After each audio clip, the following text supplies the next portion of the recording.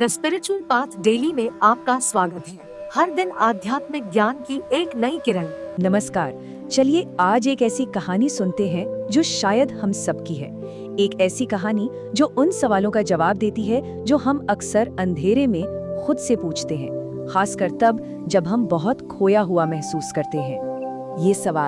ये सवाल कभी ना कभी हम सबके मन में आता ही है। जब जिंदगी के किसी चौराहे पर खड़े हों और हर रास्ता धुंधला सा लगे तो सही दिशा कहाँ मिलती है।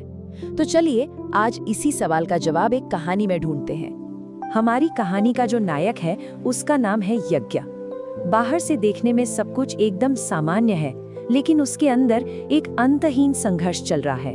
एक ऐसी बेचैनी जिसे शायद हम सब ने कभी ना कभी तो महसूस किया ही है। देखिए, यज्ञ कोई बहुत असाधारण इंसान नहीं था। वो हम आप जैसा ही था, मेहनती अपनी जिंदगी जी रहा था। पर उसके अंदर एक अजीब सी उलझन थी, एक लगातार चलने वाली कश्मकश जो उसे कभी शांत नहीं रहने देती थी। और उसके सवाल कितने जाने पहचाने से लगते हैं, है ना? क्या मैं सही रास्ते पर हूँ? क्या ये सब करने का कोई मतलब भी है?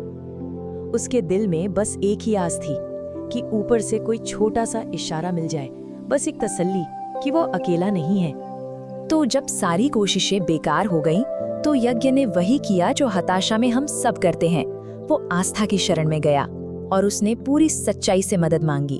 उसने बस एक संकेत, एक छोटा सा इशारा मांगा था। और बस यहीं से उसकी निराशा शुरू होती है। उसे लगा कि उसकी प्रार्थना अनसुनी रह गई। कोई आकाशवाणी नहीं हुई, कोई चमत्कारी घटना नहीं घटी। सब कुछ पहले जैसा ही शांत था और यज्ञ खाली हाथ घर लौट आया। लेकिन क्या सच में उसकी प्रार्थना अनसुनी रह गई थी, या फिर शायद संकेत तो मिल रहे थे पर यज्ञ उन्हें देख ही नहीं पा रहा था। कहानी का यही हिस्सा सबसे ज्यादा दिलचस्प है। अगले ही दिन यज्ञ की नजर एक बहुत ही साधारण से नजारे पर पड़ी। एक बूढ़ा व्यक्ति जिसके पास शायद कुछ भी नहीं था, बस बैठा हुआ मुस्कुरा रहा था। ये कोई चमत्कार नहीं था, बस जिंदगी का एक छोटा सा आम सा पल था। देखिए, यही था पहला संकेत। उस साधारण से मंजर ने यज्ञ के मन में एक बहुत गहरा सवाल खड़ा कर दिया। एक पल के लिए वो रुका, उसने सोचा भी, लेकिन फिर उसने इसे महज एक इत्तेफाक मानकर जाने दिया। फिर आया दूसरा संकेत, लेकिन इस बार निराशा के रूप में। यज्ञ जिस भी काम में हाथ डालता वो बिगड़ जाता। उसकी हर कोशिश नाकाम हो रही थी और ये नाकामी उसे अंदर से तोड़ रही थी। और उसी नाकामी के बीच उसके अंदर से एक आवाज आई। ये आवाज किसी और की नहीं, बल्कि उसकी अपनी अंतरात्मा की थी, जो उससे एक बहुत जरूरी सवाल पूछ रही थी। लेकिन यज्ञ ने शायद डर के मारे इस आवाज को भी दबा दिया। यज्ञ अब तक 2 इशारों को नजरअंदाज कर चुका था, लेकिन अब कहानी उस मोड़ पर पहुंचने वाली थी जहां तीसरा और सबसे ताकतवर संकेत उसकी दुनिया को हमेशा के लिए बदलने वाला था। जरा उस पल की कल्पना कीजिए। रात का सन्नाटा, एक थका हुआ, हारा हुआ यज्ञ, और अचानक हवा से उड़कर आया एक कागज का टुकड़ा जो सीधा उसके हाथ में आ गिरता है। फिल्मी लगता है, पर कभी-कभी जिंदगी ऐसे ही इशारे करती है।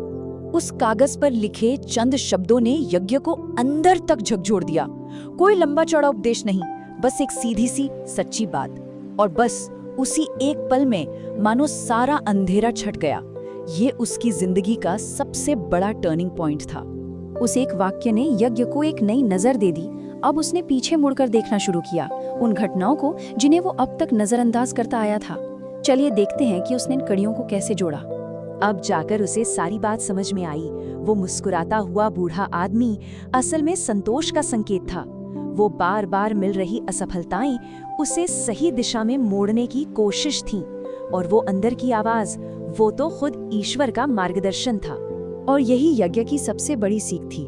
उसे एहसास हुआ कि वो आसमान से होने वाले किसी चमत्कार का इंतजार कर रहा था, जबकि मार्गदर्शन तो उसे हर पल मिल रहा था। साधारण लोगों में, अपनी गलतियों में, और खुद अपनी ही आत्मा की आवाज में। इस एक एहसास ने यज्ञ की जिंदगी को पूरी तरह से बदल दिया। उसका भ्रम, उसकी उलझनें खत्म हो गईं, क्योंकि अब उसके पास देखने के लिए एक नई नजर थी। उसका नया रास्ता किसी मुश्किल फलसफे पर नहीं, बल्कि इन 3 सरल आदतों पर टिका था। छोटी छोटी घटनाओं पर ध्यान देना, अपने अंदर की आवाज को सुनना और जिंदगी के संकेतों को समझना। अब वो सच में जाग चुका था।